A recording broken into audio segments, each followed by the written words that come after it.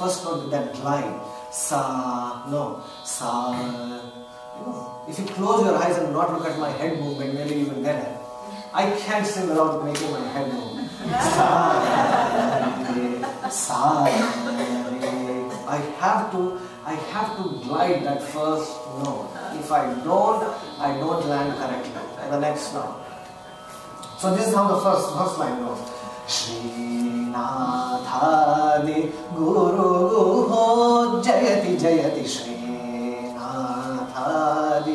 Guru Guho Jayati Jayati Sari Gama Padani Sa Nirapama Gari Sari Ga Sari Gama Padani Sa Nirapama Gari Sa.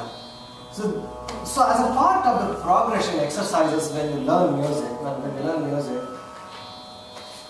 the first set of exercises is, so it's an 8 beat. So for every beat, I sing only one note. Sa, re, ga, ma, pa, da, ni, sa. So as you see, each beat has only one note. The second set is sa, re, ga, ma, pa, da, ni, sa, sa, ni, da, pa, ma, ga, re, sa. Each beat has 2 notes.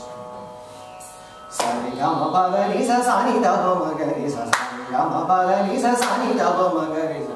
The third one has 4 notes. So the first line, you know, for the first 4 beats he uses only one note. The next 2 beats he uses 2 notes, and for the last 2 beats he uses 4 notes. Sa, re, ga, ma, pa, da, ni, sa, ni, sa, re,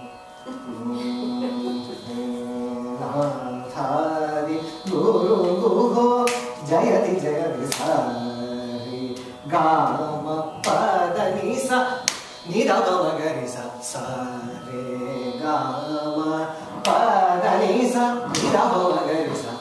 So the first few basic exercises that we learn in music, he kind of brought that together in the first line of the composition. You know, you can say, look at it from a creative angle and say, so what? You know, you just kind of put everything together and what's creative about it? But it doesn't feel like it. It's a challenge trying to emphasize the first line, the notes in the first line in 3 different tempos. The notes are in 3 different tempos in the first line. And, you know, I'm not going to sing the whole composition, but he brings in every kind of a relationship between the notes. Music is not, you know, singing one note after the other. Music is, you know, getting the notes right, but also realizing how one note relates to the other. And this composition is a beautiful example of how, you know, if you start with this note, but if you want to go to another note, the sanchara or the progression or the trajectory, the melodic trajectory is different. You know, you can't go from, you know, one note from ma to pa in the same way as you go from ma to ga, you know, the lower note of the higher note. So that's Dikshitar's very first composition in Maya Madhavuna. So, 3 essential features of his compositions. All his compositions have the mudra, as it's called. Mudra means actually the insignia. It has a stamp of his composition. The term Guru Guha appears. Now, Guru Guha means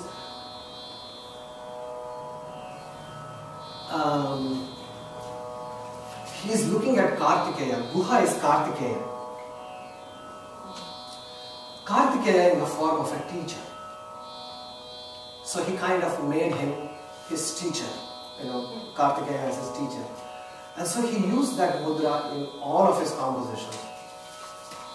We have about 470, 480 of his compositions that are accessible to us right now. And probably except for one, all of his compositions have the mudra, the Guru Guha. he composed pretty much exclusively in Sanskrit. Out of 479, I think maybe 4 of them, or 3 of them are slightly different. One is in, 3 of them in Manipravada. It's a mixture of Telugu, Tamil and Sanskrit. And probably 1 composition is in Telugu. So apart from those 4, all the other compositions are in Sanskrit. And he was a master of Sanskrit. We will talk about that a little later. So that's the second feature. The third feature is the compositions are a minefield of gamakas. You cannot sing these compositions plainly, and you cannot sing them fast. And the fourth is that Madhyamakala. The speed varies. It's a slow composition, and then suddenly towards the end, a couple of lines in fast pace.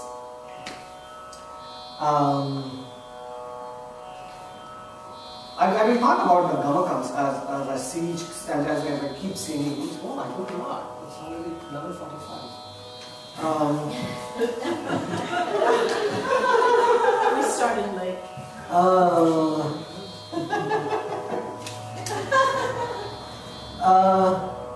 So I will keep demonstrating.